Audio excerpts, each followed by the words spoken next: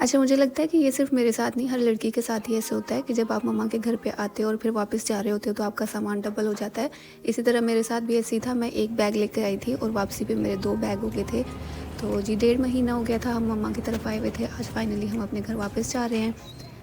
हम लड़कियों के लिए सबसे मुश्किल तरीन लम्हा होता है ये वाला, क्योंकि ये दोनों घर ही हमारे अपने होते हैं। ज़ाहिर है एक माँ बाप का घर जहाँ पे हमने अपनी ज़िंदगी के शुरू के तमाम साल गुजारे होते हैं, उस घर को छोड़ना भी बहुत मुश्किल होता है और फिर अगला घर भी तो ज़ाहिर है हमारा अपना होता है।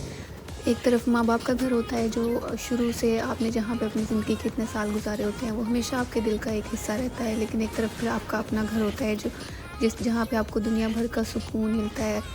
आप जहाँ पे भी चले जाओ लेकिन आपको वापस अपने घर पे ही आके सुकून मिलता है।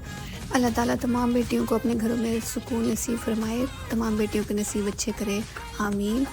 तो यहाँ पे जी हमारा सफ़र सुबह 8 बजे से शुरू हुआ था और दिन के तकरीबन 2:30 बजे हम अपने घर फाइनली पहुँच चुके थे। सफ़र काफ़ी लंबा था लेकिन सुकूनदेह था, रोज़ा भी था रखा हुआ तो कोई इतना मुश्किल नहीं हुआ। तो यहाँ पे फाइनली हम अपने घर पे पहुँच चुके हैं। ये मेरे कमरे की कुछ हालत थी इस तरह से। फिर मैंने आते ही नमाज़ पढ़ी ज़ोहर की और फिर मैं किचन की तरफ आ गई। किचन में आते ही मैंने सबसे पहले चिकन को मैरिनेट करके रख दिया था बिरयानी के लिए।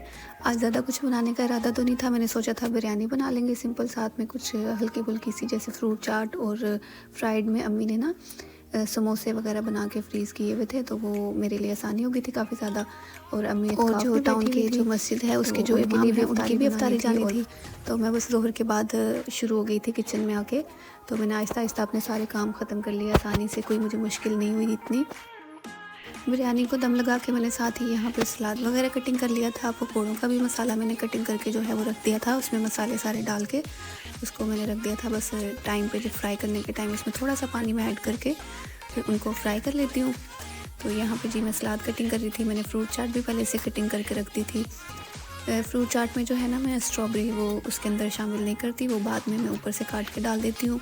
स्ट्रॉबेरी अंदर डालने से ना वो फ्रूट चाट का सारा कलर रेड रेड सा हो जाता है, वो मुझे अच्छा नहीं लगता, तो मैं उसको फिर बाद में ऊपर से गार्निश कर देती हूँ। बल्कि वो ऊपर रखा हुआ इस तरह से अच्छा भी लगता है। तो फ्रूट चाट पहले से बना के जब रख लेते हैं तो उसका टेस्ट भी काफ़ी अच्छा हो जाता है। तो यहाँ पे मैं सलाद बना रही थी, सलाद में जो है ना मैं बंद गोभी लाज़मी डालती हूँ। बिरयानी के साथ जब सलाद बनाती हूँ उसमें बंद गोभी डालती हूँ, खीरे, प्याज, टमाटर वगैरह। तो मुझे बंद गोभी पसंद है सलाद के अंदर।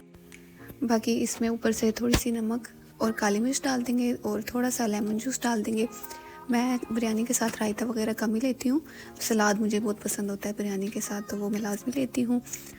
बाकी जी आप लोगों के रोज़े कैसे गुजर रहे हैं मुझे कमेंट में लाज़मी बताइएगा, और आप लोगों ने ईद की शॉपिंग कर ली या अभी नहीं की वो भी मुझे लाज़मी बताइएगा। मैं भी इंशाल्लाह अपनी ईद की शॉपिंग आप लोगों के साथ जल्दी शेयर करूँगी। मैंने क्या क्या लिया है वो मैं आप लोगों को लाज़मी दिखाऊँगी। और इतनी जल्दी इस दफ़ा तो रमज़ान गुजर गया, कोई पता ही नहीं चला।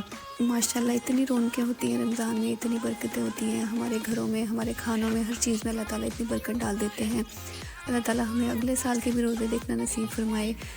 और यहाँ मैंने एक साइड पे बिरयानी को दम दे दिया था, दूसरी साइड पे मैंने साथ ही साथ पकौड़े फ्राई कर लिए थे। जब तक मेरे पकौड़े फ्राई हो रहे थे साथ ही बिरयानी का दम मैंने खोल दिया था।